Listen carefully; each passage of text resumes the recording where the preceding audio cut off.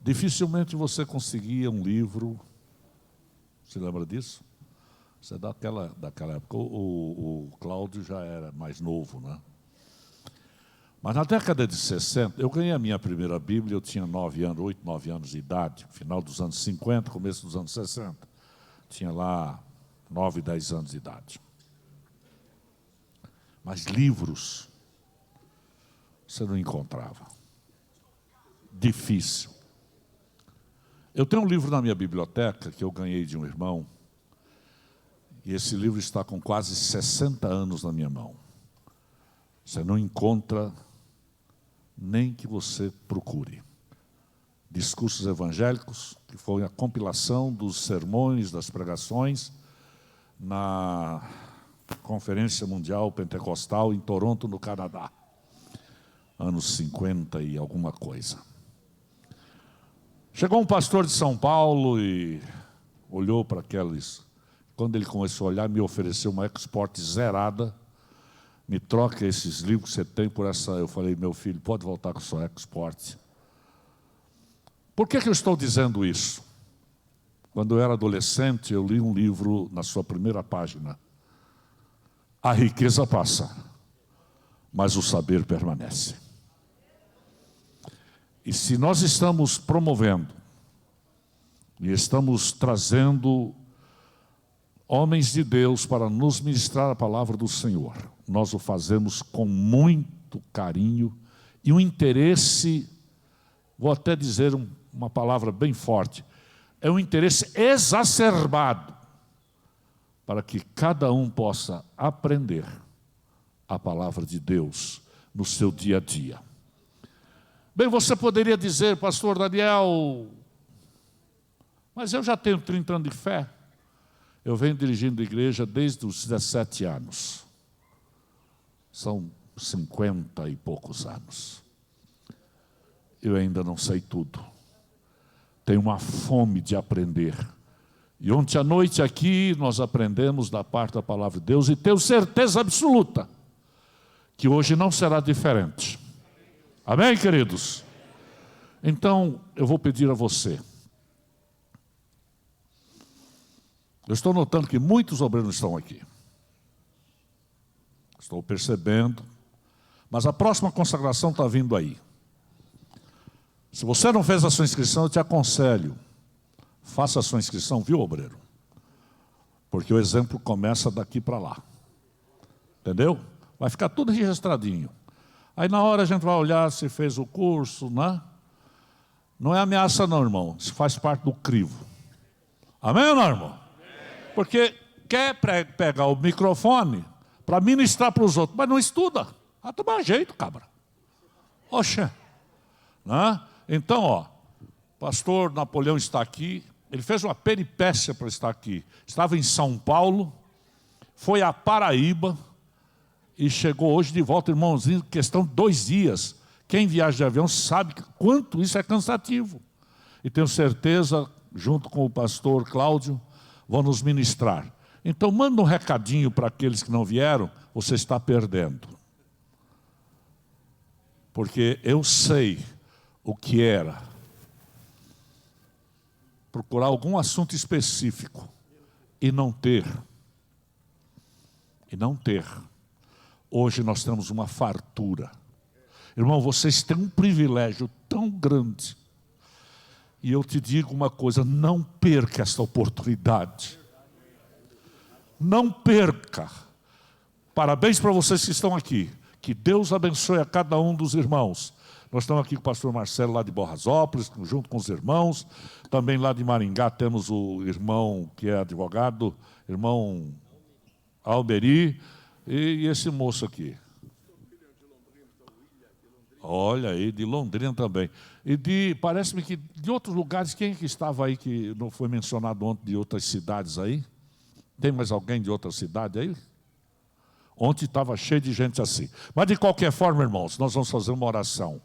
Vou repetir o versículo que diz assim. Versículo 11 do Salmo 119. Escondi a tua palavra no meu coração, para eu não pecar contra ti. Amém? Senhor, nós te damos graças, porque aqui estamos reunidos na tua santa e rica e maravilhosa presença. Sabe, Senhor, como é bom, como é maravilhoso sentar para ouvir a tua palavra, para depois levantar, Senhor, e poder também ministrar, porque ninguém tem o direito de falar se primeiro não sentar para ouvir. Portanto, esta noite nós te pedimos, mais uma vez, se renova nossas forças, e a tua palavra ministrada atinja a divisão da alma e do espírito, e o teu nome seja glorificado. Abençoa cada irmão, abençoa cada irmã, abençoa, Senhor, a cada ministrante da tua palavra, a todos aqueles que estão nos visitando, a tua bênção e a tua graça sobre as suas vidas. Essa é a nossa oração, em nome de Jesus, o nosso Salvador. E a igreja diz: pode sentar, meu irmão. Pastor Napoleão, vem cá que eu quero te fazer a apresentação e já vem com a... Aleluia.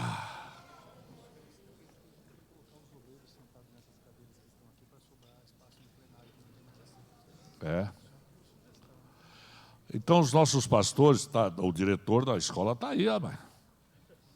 Vamos lá. Fala o que você tem que falar aqui. Irmãos, Pai do Senhor, tudo bem?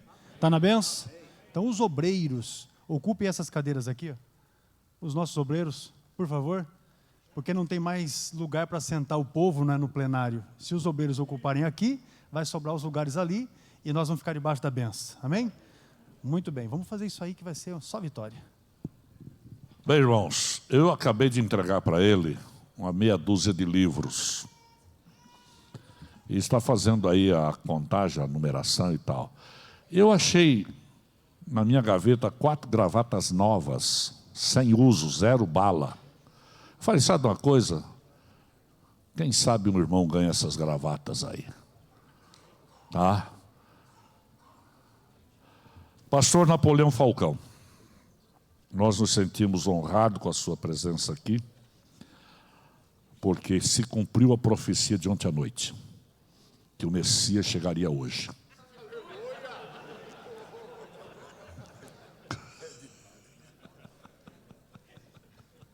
Tinha que ter tirado uma foto dele, olha que sorriso bonito ele fez, né? Pastor, nós estamos com a seguinte escala, não falamos isso hoje. Então o senhor vai até 8h30, tem 45, aliás vai até 8h35, que daí dá 50 minutos, que eu sei que você tem muita coisa. Depois nós fazemos uma oração e ele completa mais 50 minutos, e depois vamos para a casa dos irmãos para jantar na casa deles aí, tá bom? Amém, queridos irmãos? Quantos estão aqui na unção e dispensação do Espírito Santo para dizer, quem tem ouvidos, ouça que o Espírito diz à igreja. Paz do Senhor para a igreja. Querido pastor Daniel, presidente desta obra, muitíssimo obrigado pelo carinho e a receptividade de nos recrear outra vez no recôndito do seu coração. Obrigado aos obreiros, ao nosso querido pastor que foi nos buscar no aeroporto. Esqueci o nome dele. Sidney Falcão. Mudou agora. Deus abençoe. Meu querido pastor Cláudio Gama, você é um tesouro. Que bom. Se eu pudesse, meu dinheiro desse, eu andaria todos os dias com você, pelo mundo. Muito querido, tem sido um paradigma para os nossos obreiros, todo o país. E é sempre um prazer. Minha esposa lhes tem em grande estima, apreço e consideração. Pastor Donizete, meu grande amigo, de tantas, obrigado por ter vindo, estar conosco na nossa escola bíblica. E o nosso querido doutor Aldemário, Almeri. Prazer, doutor Almeri, está. Ele é amigo do pastor Cláudio há mais de 20 anos. Graças a Deus. Há 3 designações da palavra amigos. Primeira, amigos são todos aqueles que multiplicam as nossas alegrias e dividem as nossas tristezas. Amigos são todos aqueles que aparecem quando todos desaparecem. E amigos não são aqueles que nos atiram flores, são aqueles que ajudam-nos a tirar espinhos. Quem tiver esse tipo de amigo, preserve, que está em extinção. Viu? E a política deve ser essa: fazer amigos e influenciar pessoas. Porque há pessoas que partem desta vida e não deixam saudade. Não fizeram amigos. Há pessoas que são temidas, mas não são queridas. Então, fazer amigos é uma necessidade prima e singular. Eu dou graças a Deus porque o pastor Cláudio tornou-se um amigo da gente, né?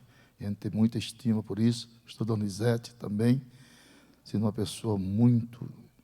Pastor, eu vi alguém mexendo numa apostila aí? Tem? Mas eu não tenho. Não. Eu vi aí. Ali. Hã? Tão bonitinha. Ô, pastor. E a sua? Está lá. E onde é que eu estou aqui?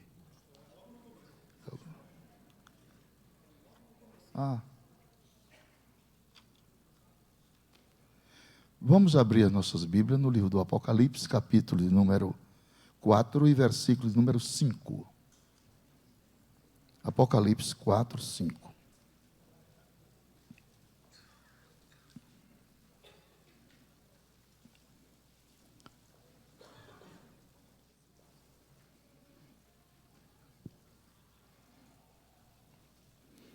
E do trono saíam relâmpagos e trovões e vozes. E diante do trono ardiam 7 lâmpadas de fogo, as quais são os 7 Espíritos de Deus.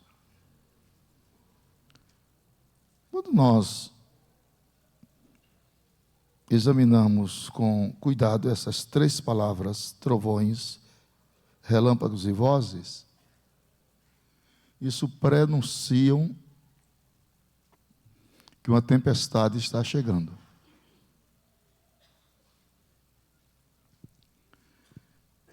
E não é apenas uma locução adverbial de palavras. É uma verdade singular. O mundo está vivendo os momentos chamados momentos de perplexidades. As pessoas estão aterrorizadas com as coisas que estão acontecendo em 290 países.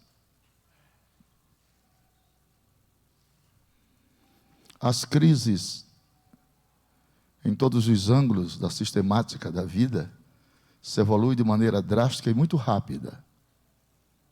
Se formos falar aqui no hemisfério norte, o hemisfério norte já não tem mais o produto vivencial da vida, que é a água. Porque o planeta Terra tem 97,5% de água salgada e 2,5% de água doce. São dados. Agora, 2,5% de água doce para 8 bilhões de consumidores. Então, a restrição do produto hídrico é uma coisa muito séria. Ninguém vive sem a aquiescência da água. Porque a água promove a liberação das toxinas e promove o rejuvenescimento da pele. Então, sem a aquisição da água, haverá a chamada velhice precoce. E nós somos 80% líquido. Como viver sem água? Essa tempestade se aproxima e é muito séria. Se não, vejamos. Livro de Ezequiel, capítulo 4. Se colocar ali, eu agradeço. versículo 16 e 17. A crise hídrica na terra. Ezequiel 4, 16 e 17. Os irmãos poderiam me ajudar lendo? Eu vou dar o comando, tá? 1, 2, 3, já.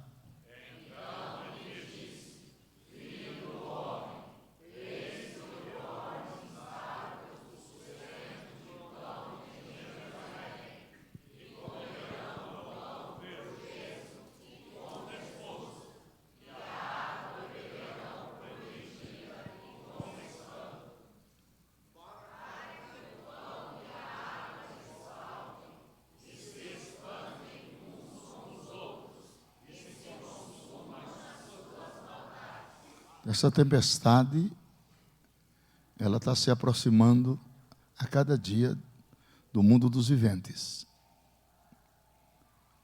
São tempestades agudas. Temos também a tempestade da fome, que já é pandêmica. Hoje é uma somatória de aproximadamente 1 bilhão de pessoas que não têm o pão diário. Então a fome é uma tragédia que elucidam, né, a evidência dos grandes sinais da vinda de Jesus. Eu, particularmente, estudo esse assunto há 55 anos. E eu acredito que nós estamos vivendo as vésperas do arrebatamento. Eu não sei se alguém vai comigo. Se não, vejamos Mateus 24, 44. Mateus 24, 44. 1, 2, 3, já?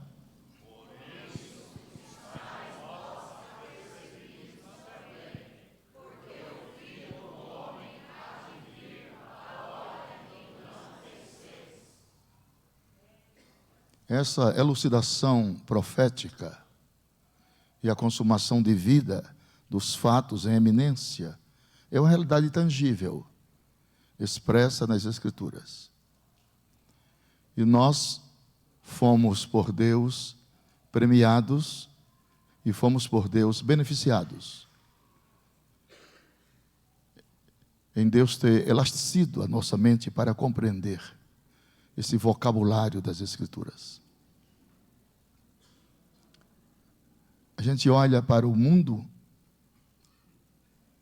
descrente e nós sentimos dó das pessoas, sentimos uma certa contração de tristeza em saber que essas pessoas estão sendo levadas para o matadouro sem nenhuma esperança. E se você montar muitas religiões da terra, ou pessoas que se dizem religiosas, sumariamente elas não sabem dessas coisas. Você nunca vai ouvir o chefe da Igreja Católica falar sobre a vinda de Jesus. Ele pode falar da Agenda Verde, com seus 17 respectivos itens, coordenado pela ONU. Então, essa intrínseca verdade escatológica, Deus deu para nós. Todos que estão aqui sentados nessas cadeiras, e neste lindo santuário, sabem dessas verdades ímpares. E sabem com exatidão que nós seremos arrebatados daqui a pouco.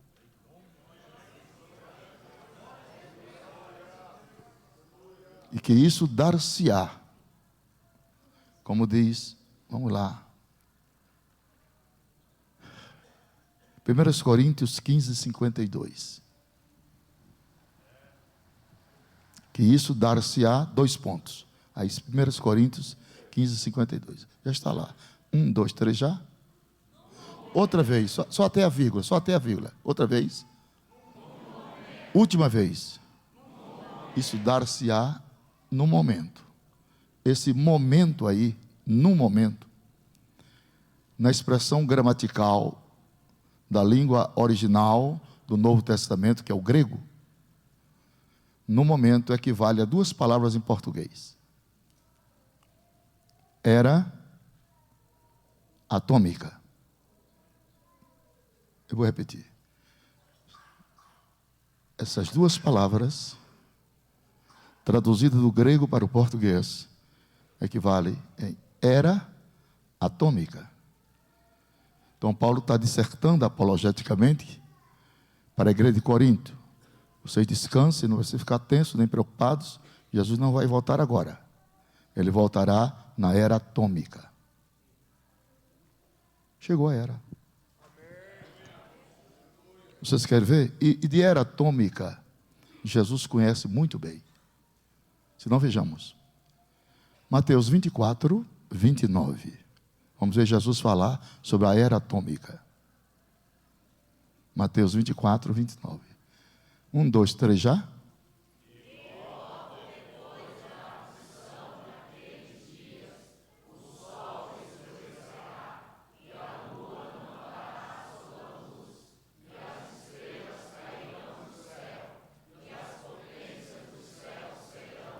Isso é uma grande tempestade que está para vir. Então você pega a palavra, apreciar essa palavra, potência dos céus. Potências do Curanon. Potência dos céus, potência do Curanon. Aí você elucida, trazendo para o português. Trazendo do grego para o português. A palavra céus é o Curanon. O Curanon é o derivado do urânio. E o urânio é o produto que se fabrica a bomba atômica. Então, eu, hoje de tarde, tive um tempinho, quando descansei um pouco, e coloquei aqui as 3 armas que funcionarão nos fins dos tempos, dos exércitos. Primeiro, armas químicas. Essas armas químicas, elas carregam substâncias tóxicas para atingir a onofaringe. As pessoas perderam a voz. Perderam a voz. Se comunicarão por acenos. A segunda arma chama-se armas biológicas. Essas armas biológicas, elas carregam substância, aliás, armas biológicas, elas transportam micro-organismos vivos. E a terceira arma, que é uma terrível, é letal, essa terceira, é armas nucleares, que ela altera o código genético da vida. Essa é a grande tempestade que está para vir. E dessa tempestade, só será livre dela os crentes salvos.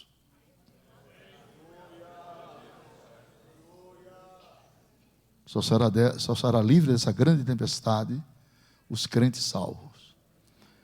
Vamos referendar esta palavra com 2 Pedro, capítulo 3, e versículo 10. 2 Pedro 3 e 10. 1, 2, 3 já?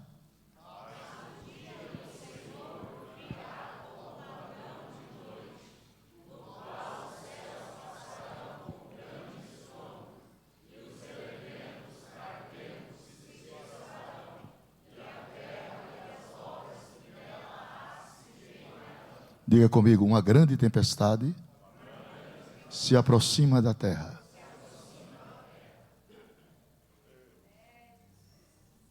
Se não, vejamos. Livro do profeta Sofonias, capítulo 1. Sofonias, capítulo 1, versículo 14, 15, 16, 17 e 18. 1, 2, 3 já?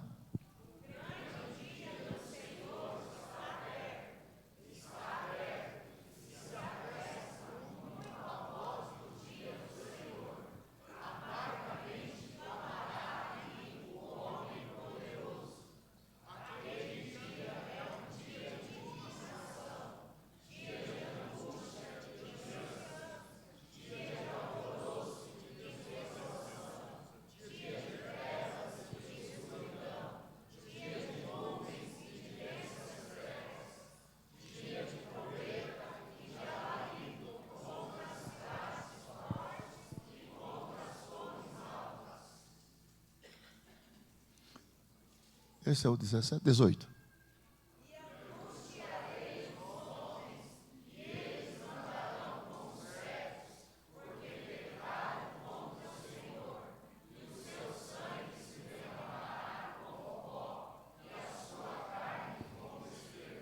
Veja bem que há 3 linguagens de interpretação da palavra de Deus: a linguagem literal, figurada e alegórica. Então, a linguagem mais fiel de interpretação de textos é a linguagem literal. Quando a Bíblia fala que Jesus entrou em Jerusalém montado num jumento, não diga que foi uma Ferrari, porque não foi, foi jumento mesmo. Então, a linguagem literal é a linguagem mais apreciada dos pré-tribulacionistas e dos dispensacionalistas clássicos. Então, aí está 11 itens que serão derramados sobre a terra. E, obviamente, sobre aqueles que aqui ficarem. E, de antemão, já aviso aos senhores que o juízo de Deus já começou a ser demonstrado no planeta. Já estamos vendo a ação ajuizadora de Deus no planeta Terra. Se não, vejamos. Isaías capítulo 24, verso de 1 a 5. Já está lá. 1, 2, 3 já?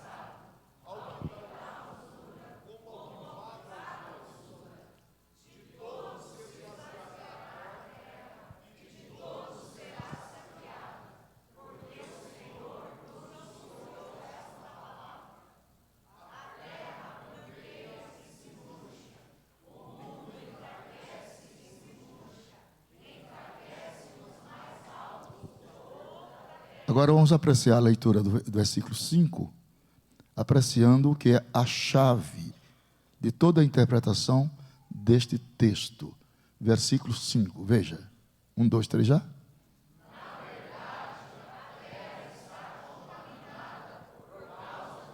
Vamos ver o que os moradores da terra têm feito com o planeta. Número 1. 2. 3. O que é que esses moradores querem mais? Não é, minha gente? Juízo, né? Punições, tempestades. Deus tem o controle da história nas suas mãos. Nada escapa do seu controle, no seu mais alto absolutismo. Nada escapa. Até os grãos de areia da praia estão contabilizados. 290 nações são para Deus como pequenas gotas d'água dentro de um balde. É muito poder. Nós fomos privilegiados. Dê um sinal aos privilegiados de Deus. Porque foi Ele quem foi ao nosso encalço. Não sei o que foi que Ele viu em nós. Não fostes vós quem escolhestes a mim. Fui eu quem escolhi a vós. Então essa escolha é de Deus. Deus alistou você nesta seleção de homens e mulheres. E lhe deu um técnico para lhe orientar. O Espírito Santo da verdade. Então, meus irmãos, nós estamos diante de uma grande tempestade e as pessoas estão brincando. O Evangelho tornou-se motivo até de gozação esses últimos dias. Tem caído no ridículo. Eu não sei as línguas estranhas estão sumindo das igrejas. Nós estamos entregando os nossos púlpitos assembleanos a colegas que não crê na evidência do batismo com o Espírito Santo pela operosidade das línguas. Nós estamos trazendo para os nossos púlpitos colegas pastores que são calvinistas. E esse não é o modelo da nossa denominação. Não foi isso que eu aprendi com Samuel Nistro. Nós estamos trazendo para os nossos púlpitos pastores que têm livros escritos, são grandes escritores e são pós-tribulacionistas. E, infelizmente, enxovalharam a doutrina da nossa denominação, os princípios fundamentais trazidos pelos nossos pioneiros. Então, eu ainda vivo para defender estes princípios. Eu estava pregando em São Paulo essa semana agora, e um rapaz disse: eu vou comprar um livro do senhor, mas eu sou pós-tribulacionista. Também não falei nada, sim, senhor.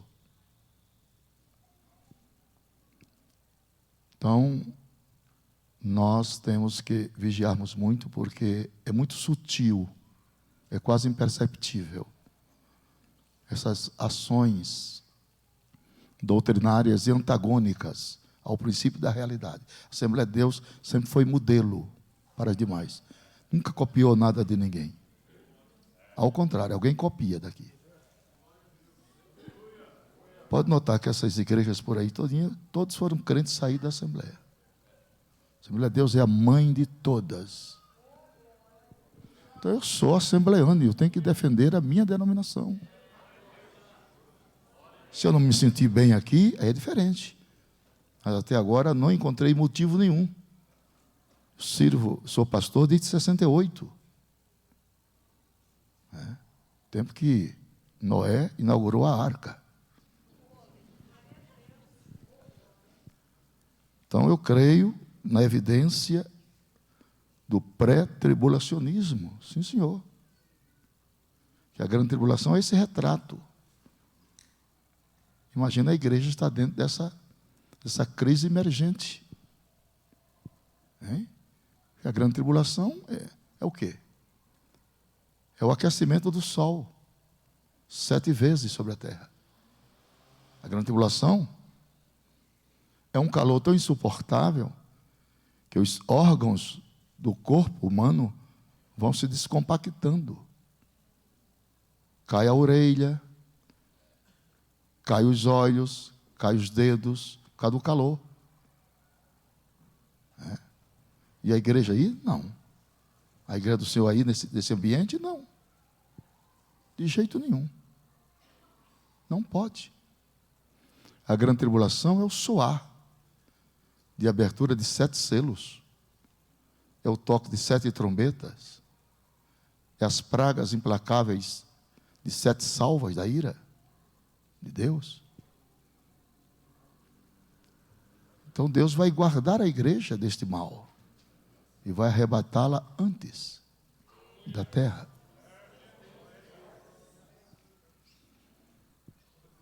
Então eu sou um pré-tribulacionista e um dispensacionalista clássico convicto. Ninguém vem fazer minha cabeça. Se não fez até agora, de agora por diante não faz mais. Estou muito velho para retroceder aquilo que eu aprendi dos meus mestres. O homem é produto de uma escola, sabendo de quem tens aprendido. Eu sei de quem eu aprendi. Eu aprendi de um homem que, ministrando no seminário sobre o milênio, na nossa frente foi arrebatado por 26 horas fora do corpo. Abacalassúria, João de Oliveira. É desses homens que viviam uma dependência total de Deus. O pastor Samuel Nistro, ele, sentado sem falar nada, já estava pregando. Aprendi muito do Dr. Emílio Conde, quem conheci, tive o prazer de conhecê-lo, antes de sua morte, claro. Então, eu creio que a igreja do Senhor não provará este cálice, essa tempestade amarga da ira de Deus.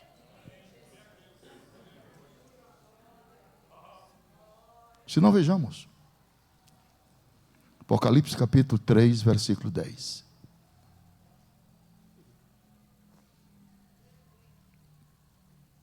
Um, dois, três, já.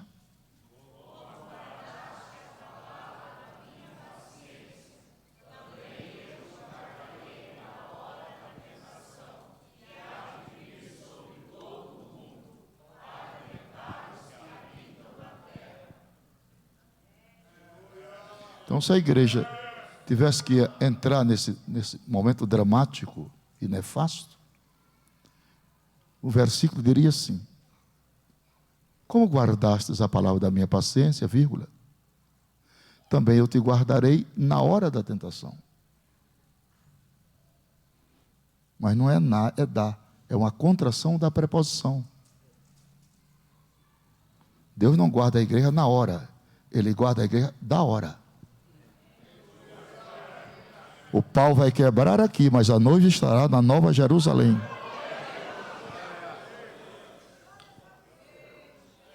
E vamos ver especificamente para quem é a grande tribulação, conhecendo primeiro a divisão dispensacional da humanidade. Vamos conhecer primeiro.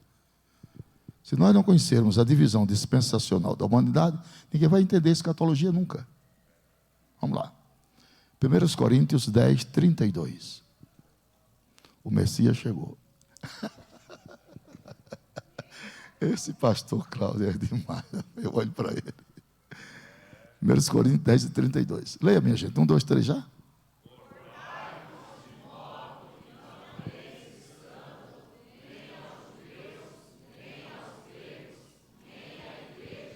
Você sabe qual é o problema do pós-tribulacionista?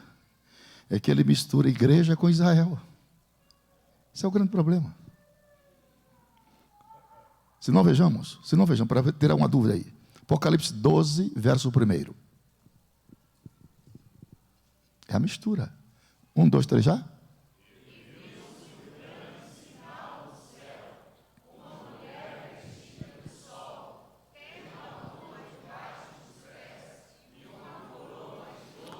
É aqui que está o problema. É aqui que está o problema.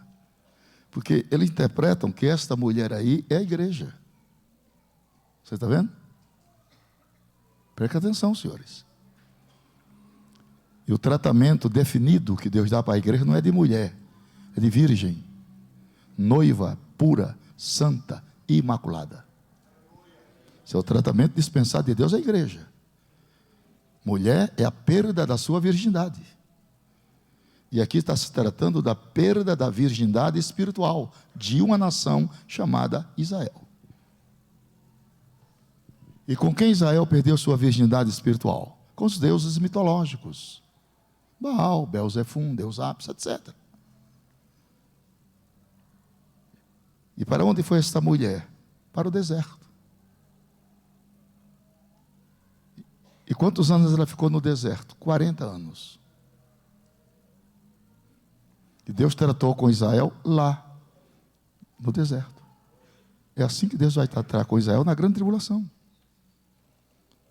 Se não vejamos. Daniel 9, 24, 25, 26 e 27. Tratamento de Deus com Israel. 1, 2, 3 já? Sobre o teu povo, judeus. Continue. Jerusalém. 1. 2, 3, 4, 5, 6, 7 propósitos. Então, o profeta Zacarias contextualiza essas evidências escatológicas, dizendo que Deus trará todas as nações contra Israel. Então, eu continuo crendo que a nação que vai atacar de veras a Israel para o cumprimento definitivo da profecia é a Rússia. Se você analisar pela geografia bíblica. É aquela panela que Jeremias viu fervendo para o lado do norte. Então, você coloca um ponto aqui em Jerusalém e sai no norte, na geografia, sai Moscou. A palavra Rússia, na língua sumeriana, equivale à palavra terra das trevas. E a Rússia não vem atacar Israel porque ela quer. Ela vem atacar Israel porque é profético. A Bíblia diz que Deus colocará anzóis no queixo dela e trará. Não vem porque quer, vem porque é profecia. Se não, vejamos. Ezequiel 39, verso 2. Leia.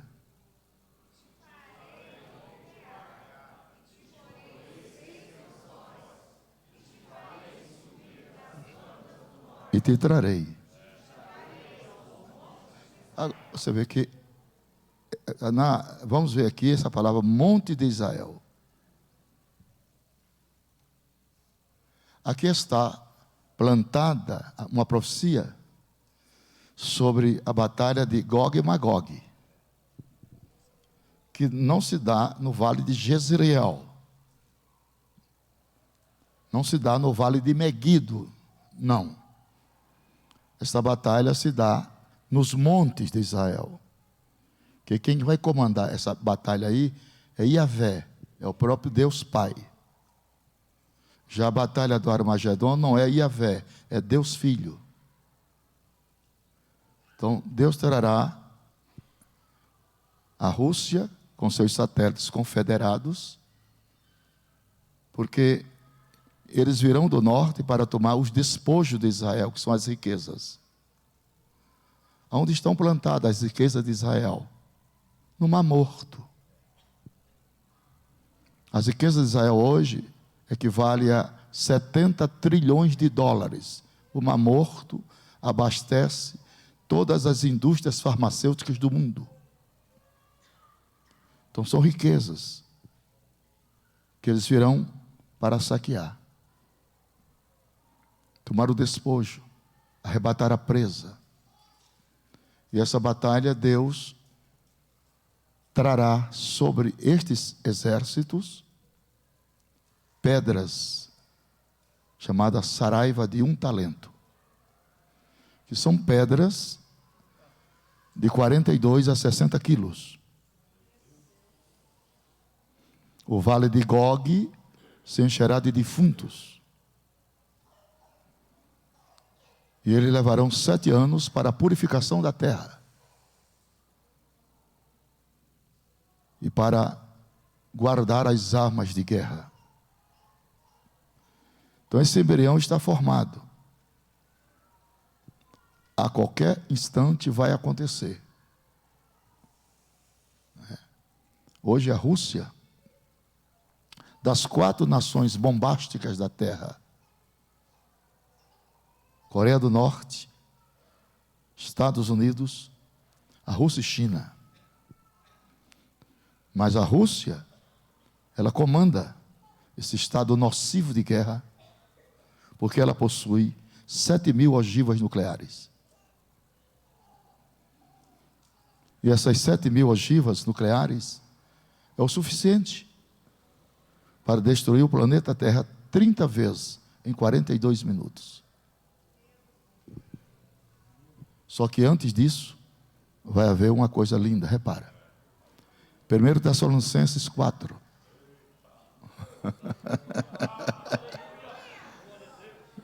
1 Tessalonicenses 4, 15, 16 e 17.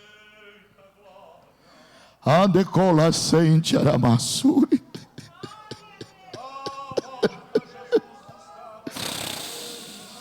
Levante as mãos para adorar a Deus por esta palavra.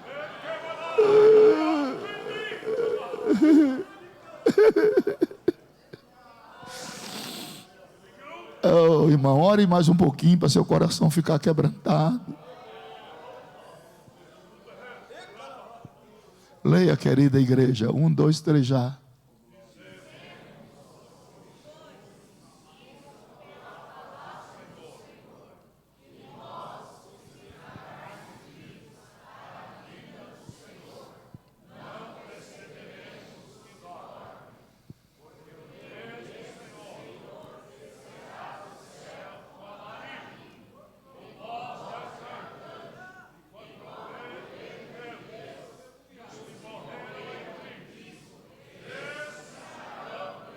E nós?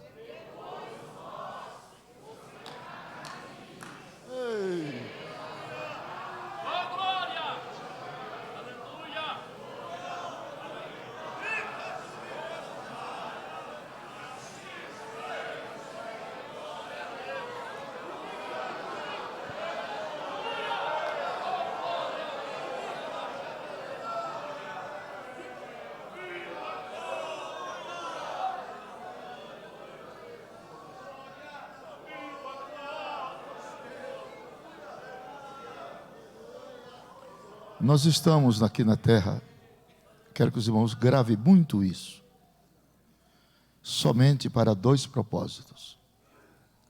Nós não temos outra razão de estarmos aqui, a não ser esses 2. Eu vou repetir. Nós estamos aqui na terra, unicamente para 2 propósitos. Sem esses 2 propósitos, nossa fé é vã. Se não, vejamos. 1 Tessalonicenses, capítulo 1, verso 9 e 10. Vamos ver os 2 propósitos pelos quais estamos aqui. 1, 2, 3 já.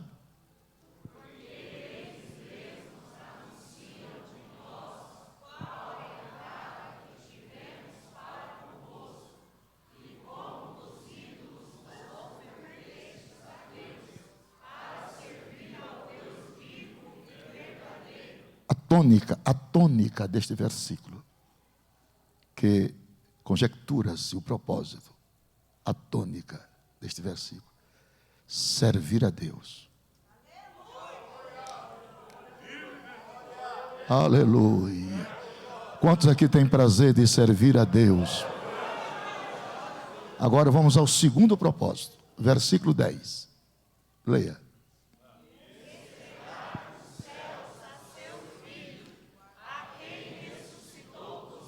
A saber,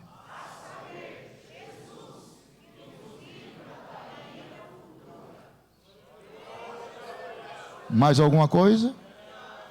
Resta mais alguma coisa para nós?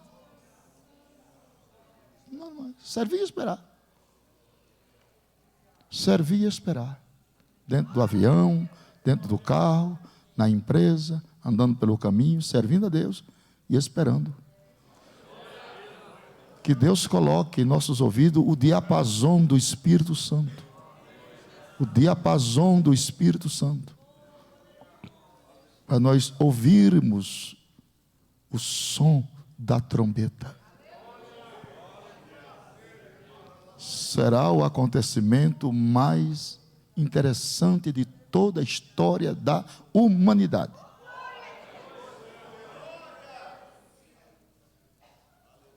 E para os que ficarem, nunca houve nem haverá jamais um dia tão nebuloso como este. Se não, vejamos.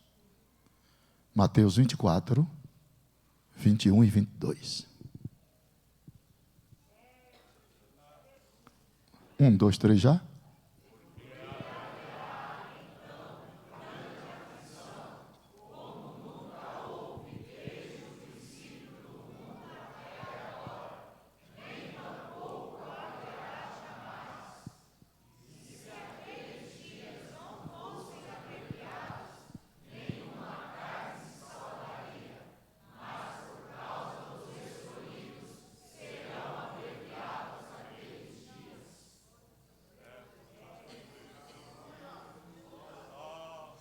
E você pode acreditar, nós temos um déficit muito grande como igreja, né? Um déficit muito grande. Por exemplo, O planeta Terra tem hoje mais um pouquinho de 8 bilhões de pessoas. Um pouco mais. E de cristãos professos, entre evangélicos e católicos, 1,5 bilhão. Então o déficit é muito grande. Falta 6,5 bilhões. Agora, vamos colocar a mente para funcionar. Da nossa mente para estudar a mente de Deus. O que é que Deus está pensando agora a respeito desses 6,5 bilhões de perdidos? O que é que Deus está pensando? Gravite isso no mundo imaginário. Vou te dar alguns versículos que vai colaborar com o seu entendimento e vai entender que Deus não perderá a grande colheita.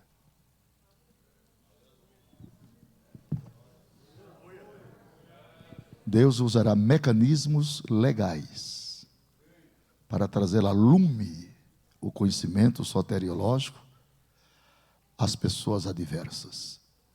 Se não, vejamos. 2 Pedro, capítulo 2, versos 5, 6 e 7.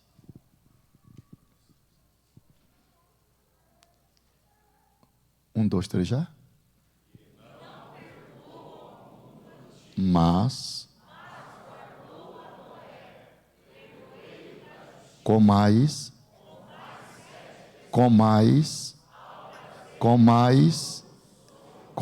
estou insistindo, comais, diga é eu e a minha casa. Bom, se você não crer, não precisa falar nada não, o problema é seu. Eu estou invocando a palavra. Se aconteceu com Noé, é uma figura escatológica que pode acontecer com a minha casa. Eu orei 40 anos pela minha família, 40, que eu fui expulso de casa, quando aceitei o Evangelho. 40 anos de orações, não aguentaram. Todo mundo virou crente em Jesus. Vai acontecer na sua família também. Quem recebe esta palavra? Não foi Noé sozinho, não. Foi Noé e família. Na sequência, vejamos, versículo 6. 1, 2, 3, já?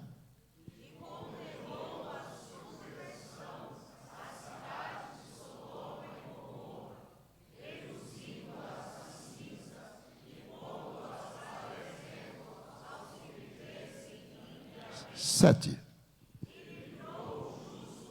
Enfadado. 2 homens. Quer dizer, não houve dilúvio enquanto Noé e sua família não adentraram a arca.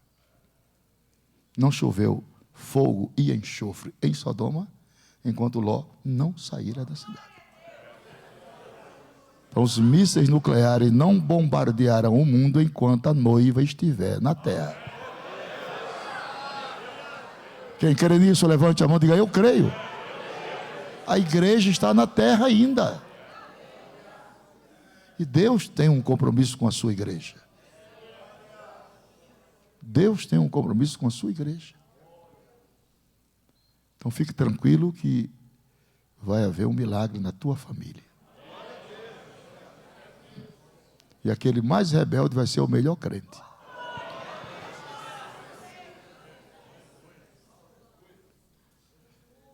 Pronto, é, pastor? 1 minuto? Então eu vou dar boa noite. Boris Casói. Minha gente, muito obrigado. Deus a todos abençoe. O segundo Messias vai chegar. Muito obrigado, pastor Daniel. Até amanhã, se Deus quiser, né? Paz do Senhor. Amém. Aquele velho jargão: quem não veio, perdeu. Lá vem ele. Vamos colocar em pé. Só para mudar um pouco de posição enquanto... Aleluia. Ô Napoleão, você trouxe livros? Cadê? Trouxe? Tá bom, fica tranquilo, nós vamos comprar tudo aí. Vamos lá, rapaz. Agora deu. Amém? Os irmãos já ficaram de pé, então agora pode sentar. Só para mudar de posição, né? Não foi assim que o pastor falou? Foi assim ou não foi? Então cumpriu o que ele falou, está resolvido. Olha, o Etos Pentecostal na esfera pública. Esse aqui vai ser o livro que vai ganhar o obreiro. Aliás, primeiro esse aqui, a Glossolalia e a formação das Assembleias de Deus, pastor José Gonçalves, para o obreiro que trouxe mais inscritos para participar. Amém? Em primeiro lugar é esse. Daí quem ficou em segundo lugar vai receber esse aqui. O Etos Pentecostal na igreja, na esfera pública. Agora nós temos aqui o livro Bom Samaritano. Esse nós vamos presentear um dos irmãos. Quer ver só? Fala para mim o número de 1 até 345. Olha, rapaz, que ligeireza. Corre aqui. Yuri Nogueira. Tem que estar presente. Se não tiver presente, perdeu a benção. Pronto. E alguém que vai tirar uma foto. A Carla? Pronto, pode ser a Carla. Desse jeito aí. Mais um, esse aqui, ó. Maturidade espiritual do líder, Silas Queiroz. Bora lá. De 1 a 345. O 345 já foi, já perdeu a benção. 35. 35 está fácil. Andressa Cristina Louredo de Moraes. Pronto, está ali a Andressa. Vai receber aqui, ó. Maturidade espiritual do líder. Não, você não falou que era 2? Amanhã você vai trazer mais uma caixa, então amanhã nós vamos fazer a festa aqui. O negócio é, como diz a turma, diz que é dar beijo com a boca dos outros, né? Então você traz os livros e a gente presenteia o povo. Aleluia. Fácil assim. Olha, eu vou combinar com o pastor aqui, nós vamos organizar, eu vou colocar as gravatas que ele trouxe numa embalagenzinha melhor e amanhã nós vamos sortear as gravatas. Agora, nós vamos ouvir o pastor Cláudio. Cadê o pastor Cláudio? Ah, então é agora. Pronto, o pastor Ornelis vai cantar junto com a igreja.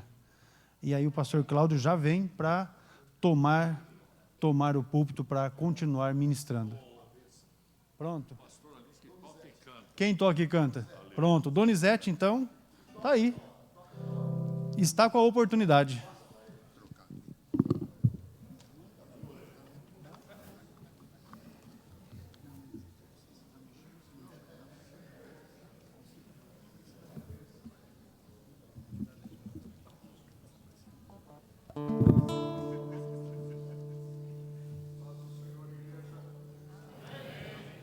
Paz do Senhor, igreja.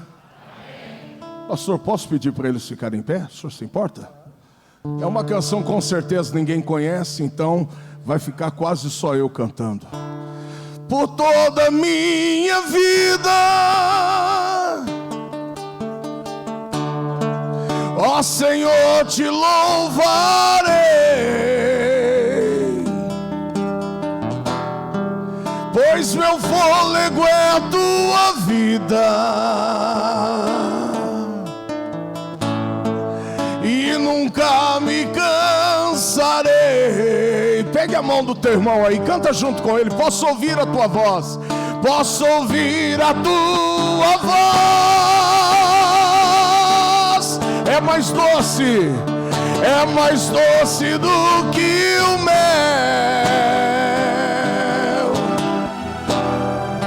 que me tira dessa cova e me leva até o céu, e me leva até o céu. Olha pro teu irmão aí, diga para ele: eu já vi fogo e terremoto, já vi fogo e terremoto, vento forte que passou. Já vivi tantos perigos, já vivi tantos perigos, mas tua voz me acalmou. Então fala para ele assim: tudo a ordem e as estrelas, Tu dá ordem às estrelas e ao mar os seus limites. Eu me sinto tão seguro, eu me sinto tão seguro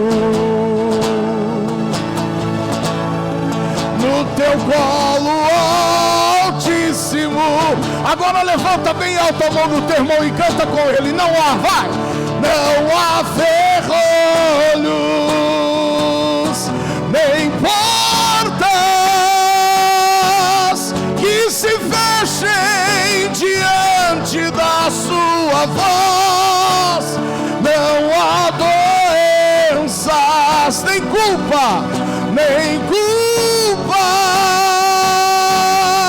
que fiquem de pé diante de nós. E a tempestade?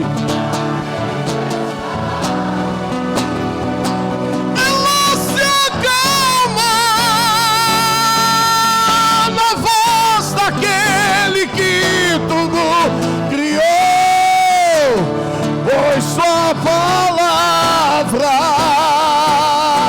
é pura escudo, escudo para os que, né? Para terminar, não há ferrolhos, nem portas que se fechem. Não há doenças, não há nem culpa que fiquem de pé diante de nós. Olha para o teu irmão aí e pergunta para ele: e a tempestade? Não, diga aí para ele, vai, e a tempestade? Então aperta a mão dele e diga para ele: e a tempestade, ela se acalma na voz daquele que tudo criou, pois sua palavra é pura, é pura. Levanta a mão do teu irmão e diga: escudo para os que nele creem.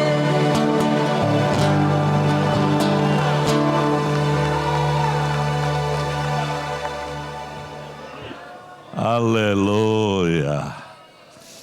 Acho que eu vou lá em Cambé. Pastor Cláudio, come here please, my brother. Aleluia. Aleluia. O Espírito de Deus está aqui, irmãos. Aleluia. É a ação do Espírito do Senhor.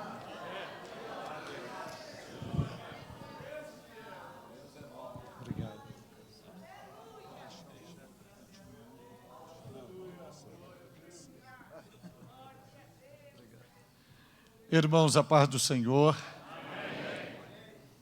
Minha gratidão a Deus por mais uma vez demonstrar sua fidelidade, seu amor, seu apreço, sua compaixão para comigo, concedendo-me a dádiva de estar com a noiva do Cordeiro para celebrar o seu precioso nome e crescermos juntos na graça e no conhecimento que há em Cristo Jesus.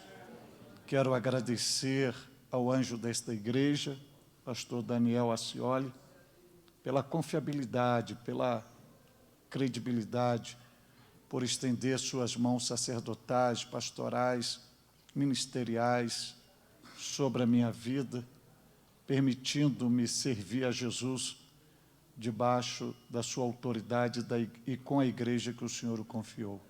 Que o Senhor possa retribuí-lo. E me sinto totalmente honrado e dignificado por Deus, por estar aqui neste evento, com um dos ícones da história da teologia escatológica pentecostal, que é o pastor Napoleão Falcão. pastor Napoleão Falcão, é o Apocalipse em forma de pessoa. E falo isso com muito temor, com muito respeito e com muita consideração, porque hoje é a voz profética escatológica da teologia pentecostal. E é uma dignidade que o Senhor me concede, estando ao lado deste abnegado servo de Deus, que exala o perfume de Cristo. E cresci ouvindo, lendo, sendo edificado e ministrado pelos seus ensinos. E hoje estar ao vosso lado é uma honra que Deus me concede. Me sinto um Timóteo diante do apóstolo Paulo. Mas, na verdade, eu me sinto um João Batista diante de um Messias.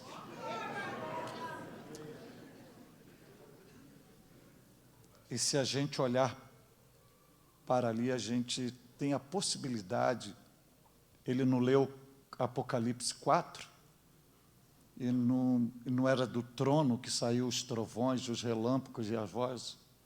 Se a gente olhar para ali, é possível visualizar esse trono e ver a pessoa de Deus Pai na figura do pastor Daniel Acioli e a figura do Messias na pessoa do pastor Napoleão Falcão. Aí vocês vão perguntar, e o Espírito Santo? O Espírito Santo está ali, ele é Espírito.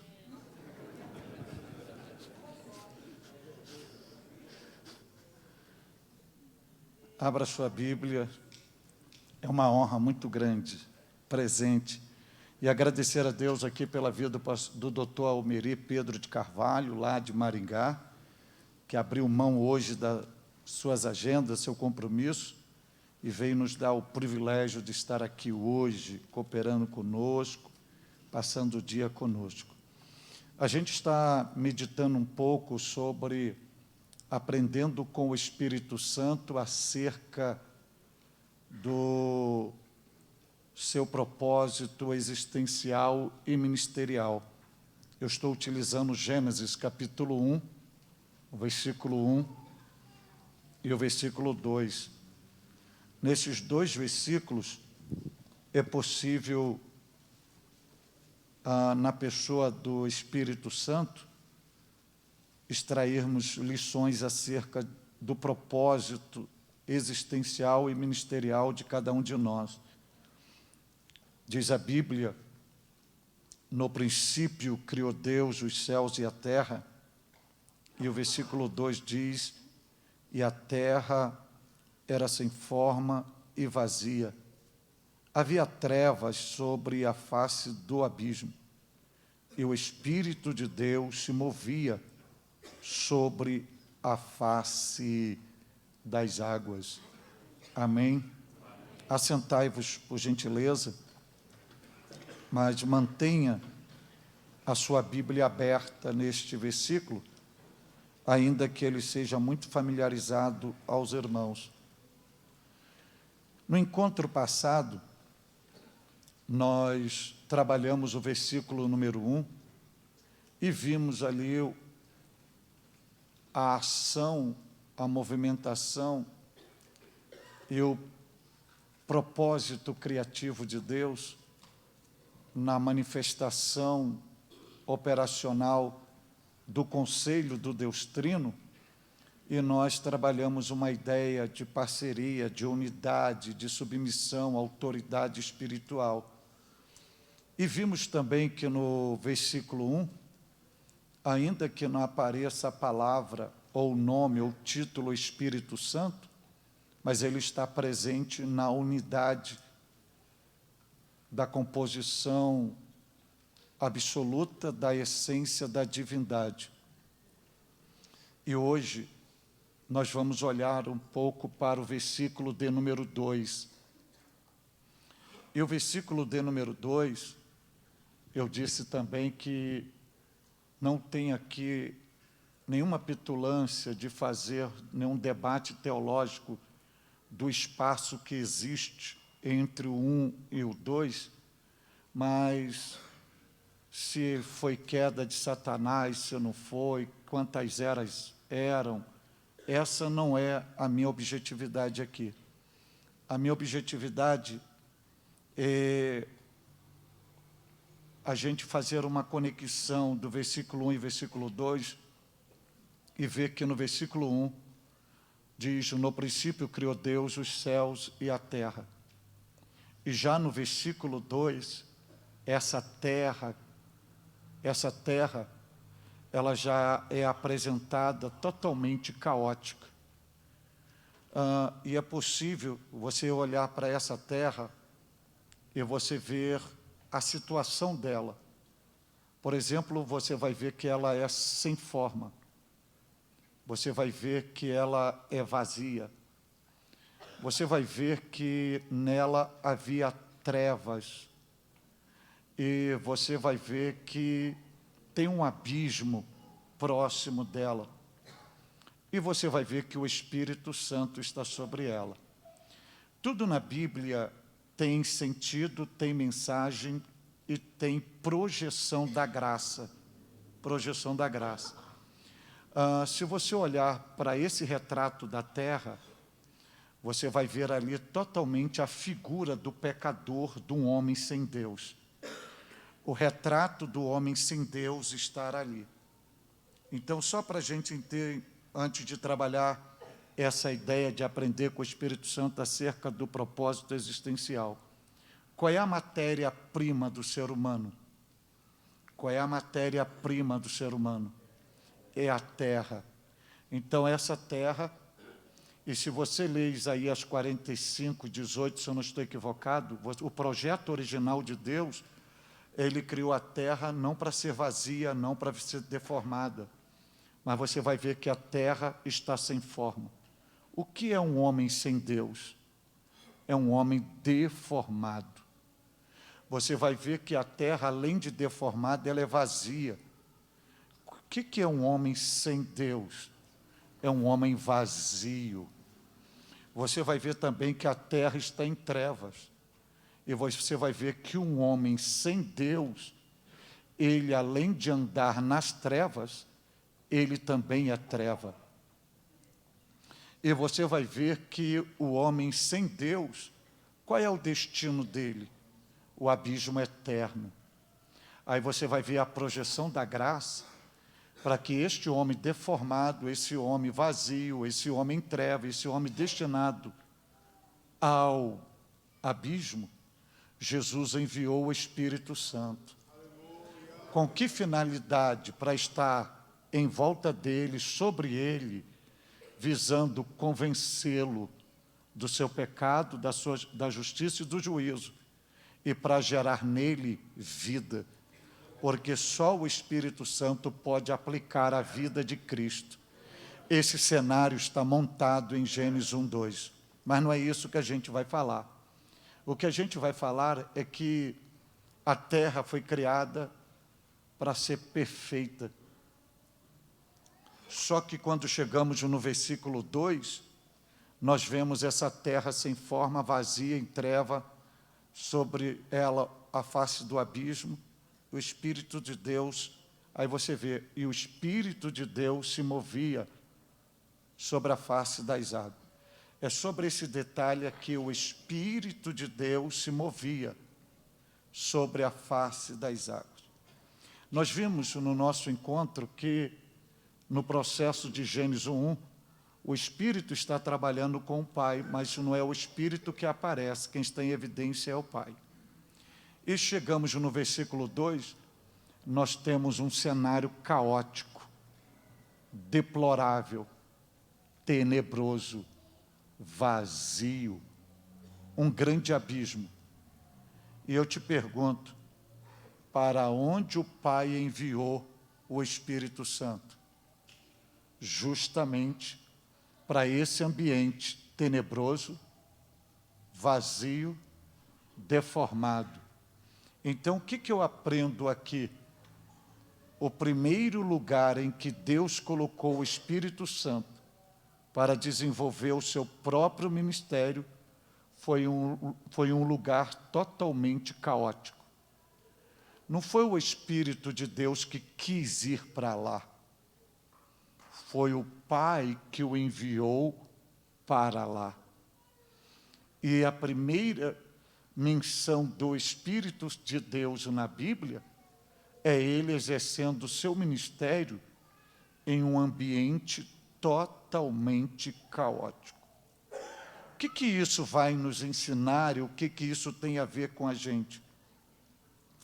A primeira veracidade bíblica aqui é que a gente percebe Deus Pai tirando o Espírito Santo de uma área celestial e pondo o mesmo em uma área terrena, sem nada e em destruição. Porque no versículo 1 está o conselho do Deus Trino numa dinâmica celestial. No versículo 2, você só vê uma pessoa, que é a pessoa do Espírito Santo, em um ambiente terreno, em destruição e totalmente vazio. E foi o Pai que o enviou para lá. Aí você deve estar me perguntando, o que isto significa na minha vida, na minha família e no meu ministério? Então a gente precisa entender algumas coisas, dentre elas, servos de Deus. Quem tem um genuíno chamado divino e é dirigido pelo bendito Espírito Santo, ele não vai aonde ele quer ir. E ele não escolhe o lugar ou o local aonde ele quer exercer o seu ministério. Ele é colocado segundo os desígnios divinos. Ele é colocado em um lugar segundo o propósito do Pai. Na verdade, à luz da Bíblia Sagrada, o autêntico obreiro e o autêntico cristão não tem vontade própria. A sua vontade é submissa à vontade do Pai. E se Deus, guarde isso, e se Deus te coloca em um lugar aparentemente tenebroso, não é para te matar, porque o Pai não colocou o Espírito Santo numa terra sem forma, vazia, em trevas, sobre a face do abismo, para matar ou sufocar o Espírito Santo. Não.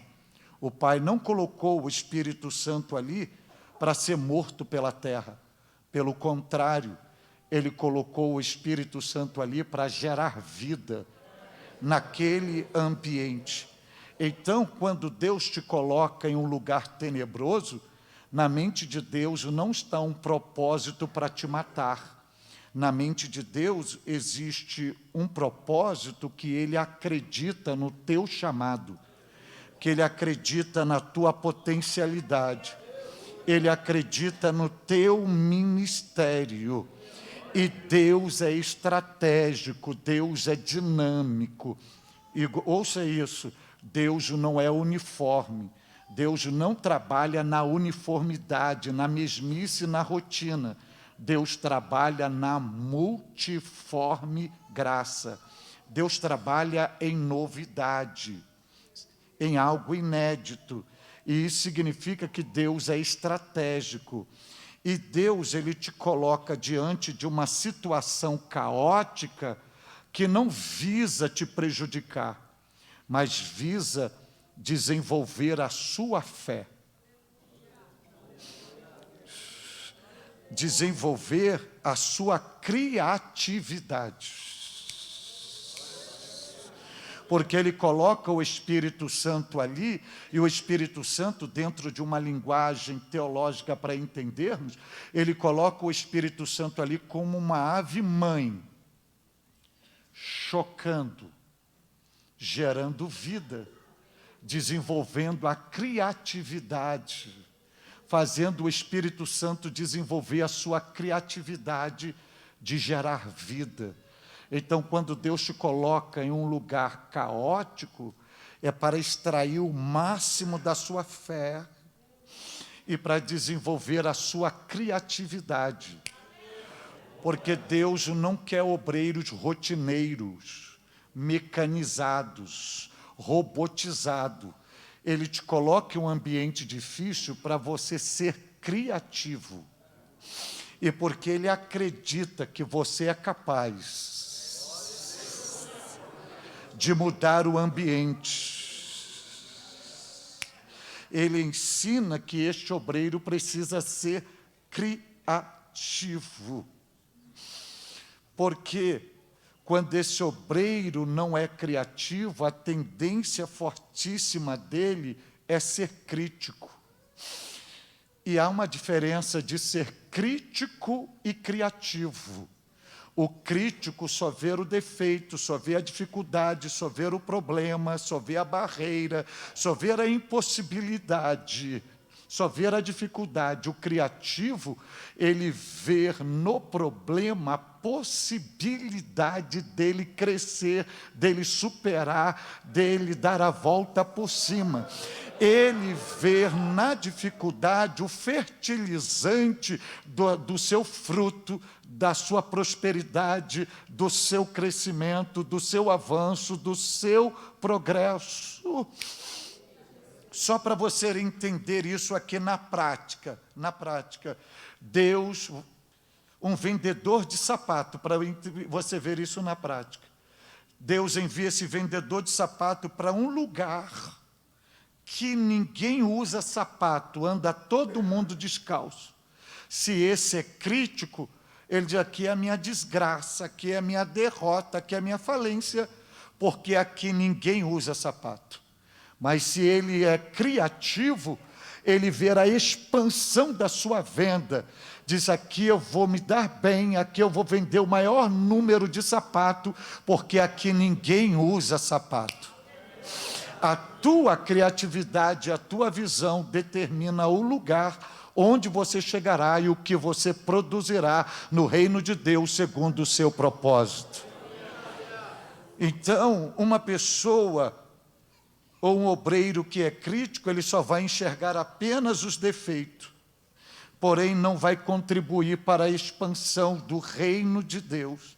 Agora, o obreiro que é criativo e que tem a natureza divina, ele utiliza o lugar caótico como fertilizante para transformar o ambiente e gerar uma qualidade de vida.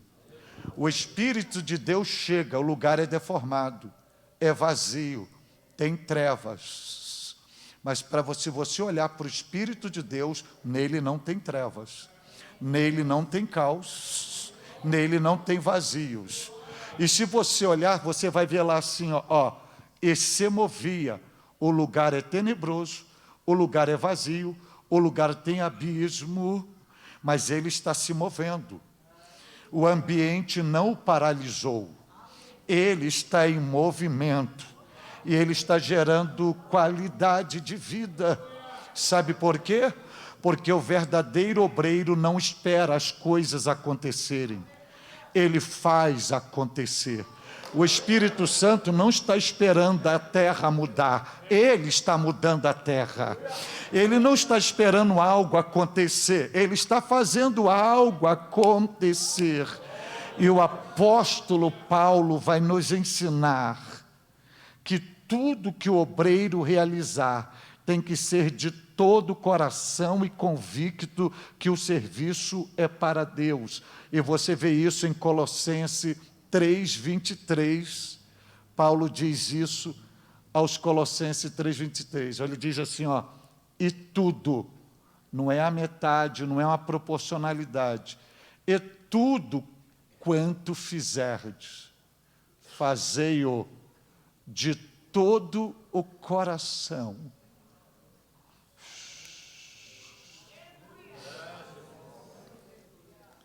De todo o coração, como ao Senhor e não aos homens.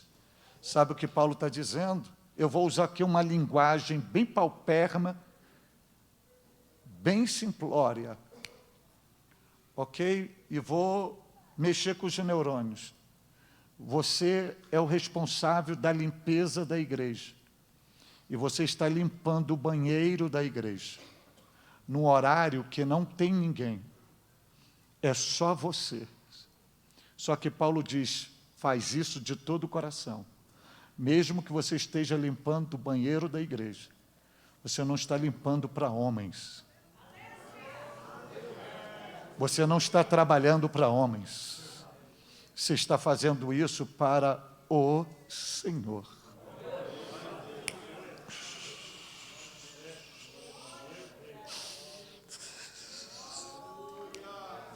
É o Espírito Santo se movendo em um lugar tenebroso, vazio, sem nada. Mas Ele está se movendo. Ele está se movendo. Outro detalhe que o Espírito de Deus nos ensina ali é o seguinte, é que o Espírito de Deus está, volta a Gênesis 1:2 ali, vamos voltar a Gênesis 1:2. A terra não é sem forma, a terra não é vazia, a terra não está em trevas, não tem um abismo, mas o Espírito Santo não está lá, o Pai não colocou ele lá, não enviou ele para lá, ok. Então, há um paradoxo, tem uma terra vazia, tenebrosa, caótica, sem nada, e ao mesmo tempo, sobre ela, tem o Espírito de Deus se movendo.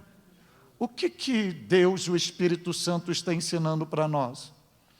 Que o segredo do sucesso de uma pessoa nunca está no lugar, mas na convicção que ela tem do seu propósito, do seu chamado, do seu ministério e da bênção de Deus sobre ela. Se você olhar para a terra, o segredo não está na terra.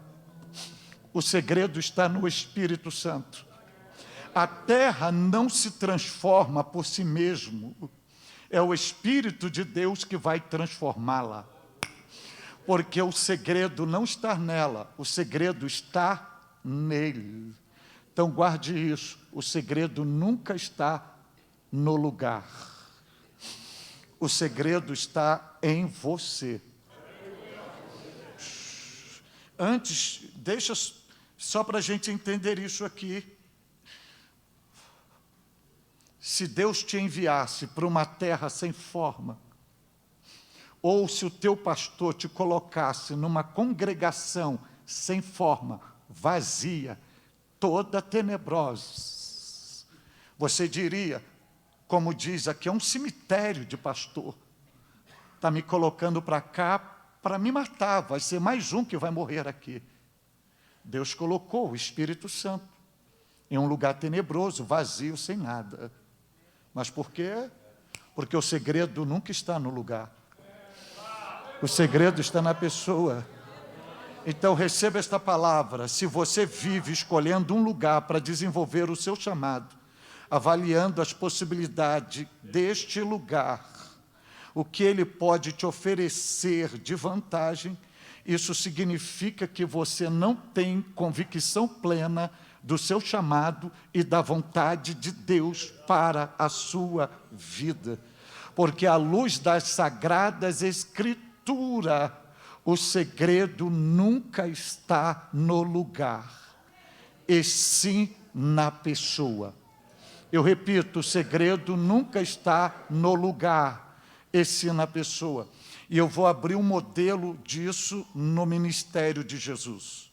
No ministério de Jesus. Eu vou lhe mostrar um cenário no ministério de Jesus. Eu vou pedir para colocar aqui Mateus capítulo 3, versículos 14, 15 e 16, para você visualizar um cenário no ministério de Jesus. Ok? Mas João opunha-lhe dizendo, eu careço de ser batizado por ti e vens tu a mim? É o momento de Jesus pedindo para ser batizado por ele. Aí Jesus respondendo, disse-lhe, deixa-me por agora, porque assim nos convém cumprir toda a justiça. Então ele o permitiu. Olha agora, olha esse versículo. E sendo Jesus batizado, logo saiu da água. E quando Jesus sai da água, Lucas tem um detalhe que vai dizer que Jesus fez uma oração, dando graças ao Pai. Preste atenção que vai acontecer 3 fenomenologias sobrenaturais ali, nesse versículo. Primeiro, os céus se abriram. Segundo, o Espírito de Deus desceu em forma corpórea de uma pomba, vindo sobre ele. E o terceiro, olha só o versículo próximo, e uma voz ecoava dentro do céu, era o Pai falando, este é meu Filho amado, em que me comprazo. Agora imagine Jesus saindo das águas do Jordão, os céus abertos sobre ele, o Espírito de Deus descendo sobre ele, pousando sobre ele, e o Pai apresentando, este é meu Filho amado em que me comprazo, ok? O Espírito não desceu sobre ele?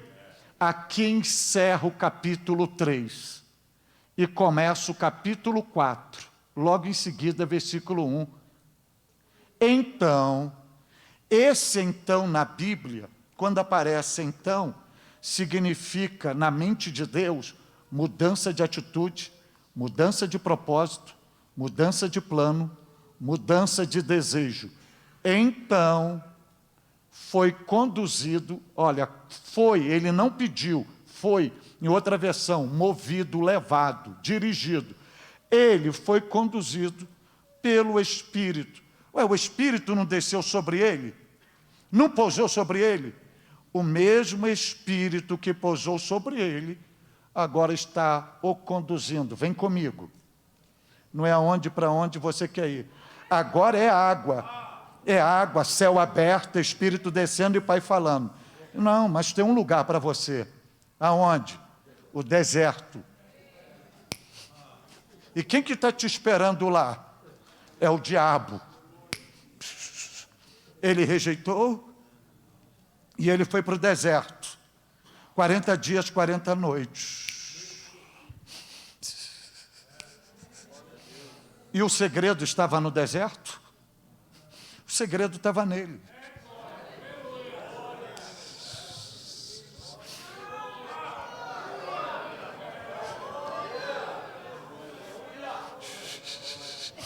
Depois de 40 dias, quando ele chega, quem que está esperando-o para recepcioná-lo, para tentá-lo? Quem é que chega? Quem está lá esperando? O diabo. Depois de 40 dias, quem que sai primeiro do deserto? É ele ou o diabo? É o diabo. Vai-te, Satanás. Até o local que ele estava, o diabo perde. E depois que o diabo sai, quem é que vem para confortá-lo? Os anjos. Porque o segredo nunca está no lugar.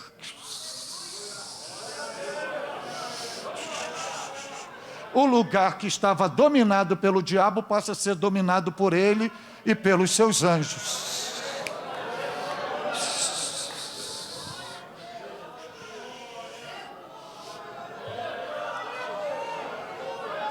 Aí vamos parafrasear e contextualizar, pastor, mas essa congregação, fulano morreu aqui expulsaram fulano, o diabo impera aqui tem um centro espírita. Não, é justamente para esse lugar.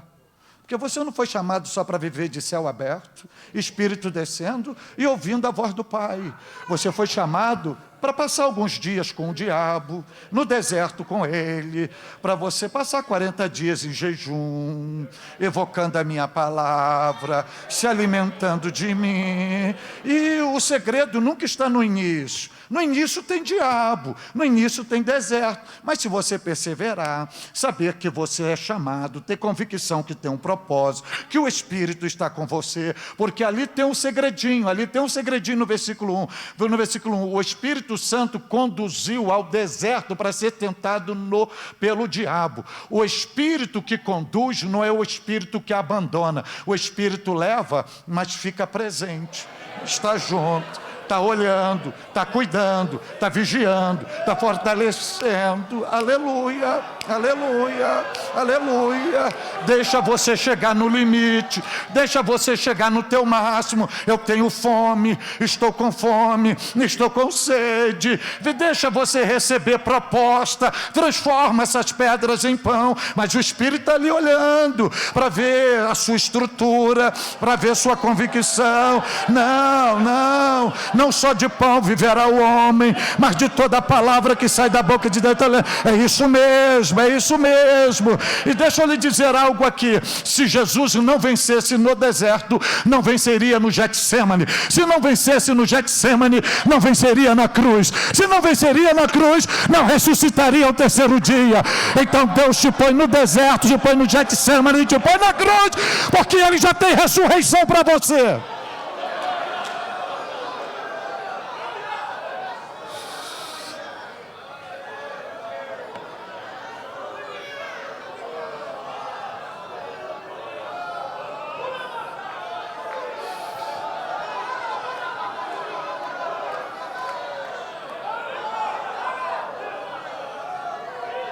E eu encerro, eu tenho 5 minutinhos, eu vou encerrar com uma palavra profética para a tua vida. Vou encerrar com uma palavra profética para a sua vida.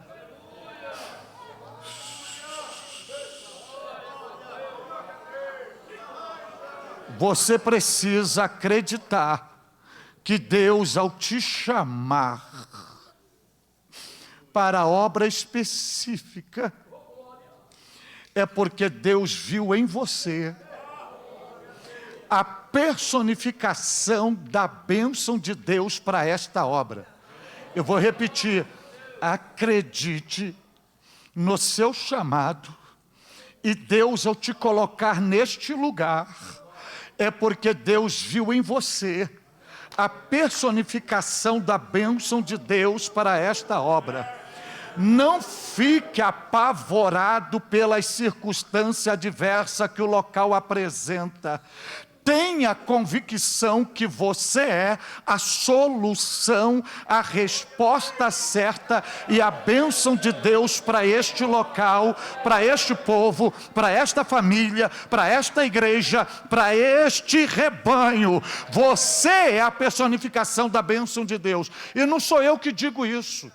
É o próprio Deus que diz isso num versículo que vocês bem conhecem, mas que eu vou mostrar para vocês hoje, que é Gênesis capítulo 12. Pois Gênesis capítulo 12. Gênesis capítulo 12. Ora, o Senhor disse a Abrão: sai da tua terra, e da tua parentela, e da casa do teu pai, e vai para uma terra. Que terra? Me dá o GPS. Não, vai caminhando. Vai. Quando chegar no lugar, eu vou te mostrar que é a terra. Vai, eu ainda vou te mostrar. Só sai. E na maneira que você for andando, eu vou te mostrando, eu vou te revelando. Só sai. Para a terra que eu te mostrarei. Já imagine sair de um lugar que você não sabe aonde vai chegar? É Deus dizendo: só sai, que no meio do caminho eu te mostro. Agora, olha o versículo 2. Olha o versículo 2. E far-te-ei uma grande nação. Isso aqui é paradoxo. Porque quem está ouvindo isso é um homem com 70 anos de idade, que Paulo diz que já está amortecido na carne, casado com uma mulher com 60 anos de idade, estéril. E Deus está dizendo: vai que eu vou te mostrar uma terra e vou fazer de você uma grande nação. Aí Deus diz assim: abençoar-te-ei. Ou seja, eu vou colocar minha bênção em você. E eu vou engrandecer o teu nome. Agora preste atenção no final que Deus diz: e tu serás uma bênção. O que Deus está dizendo para ele? Você não será pedinte de bênção. Você será a minha própria bênção.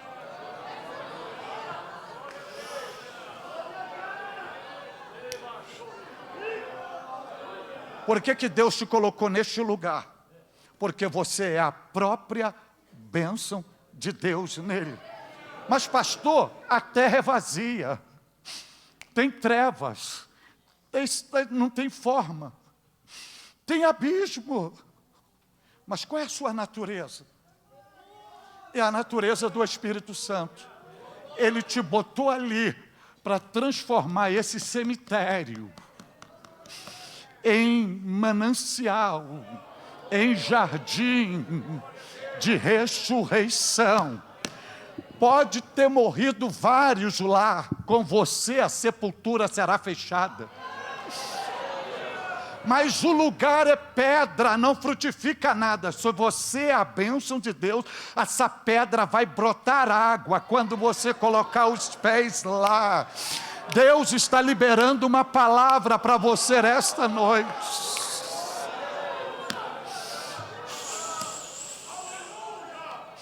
Esse ambiente que você está será transformado. Porque Deus te enviou para lá.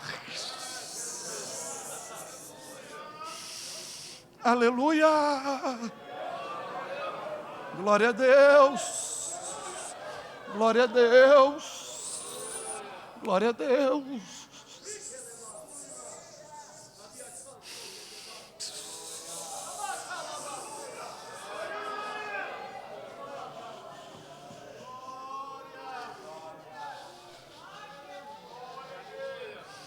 Para você não pensar que é coisa da minha cabeça, eu vou encerrar com Jesus. Com Jesus, ok? Vamos ao Gólgota, cruz do Calvário. Um à direita, outro à esquerda e Jesus no meio. O cenário está montado, ok? Até Jesus, todos que eram crucificados, não terminaria ali? Os animais, as aves não comiam, os olhos comiam a carne? Isso até Jesus. Quando ele chegou ali, ele foi o primeiro.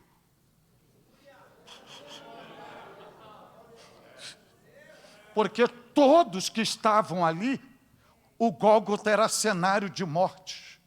Jesus foi o único que no cenário de morte gerou vida. Não dê glória a Deus não, me ouça primeiro. Ele está morrendo ali, até ali todos morriam, era cenário de morte, Gólgota, morte, caveira, por isso chamado caveira. Mas enquanto o sangue dele está jorrando, a igreja está nascendo.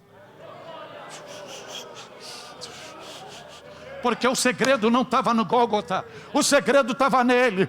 Todos que morreram ali foram para debaixo do barro, foram comidos pelas aves, pelos abutres. Ele foi o único que foi para debaixo do barro e ao terceiro dia ressuscitou. E Calvário hoje não é cenário de morte, é de vida. Porque o segredo não está no lugar, o segredo está na pessoa. Você é a personificação da bênção de Deus. E se Deus é vivo, se Deus habita nesta casa, se Deus está usando meus lábios, e a palavra dele na minha boca é a verdade, em alguns segundos, o mesmo Espírito que ele enviou para pairar sobre a terra, esse mesmo Espírito vai se mover entre nós, hoje aqui.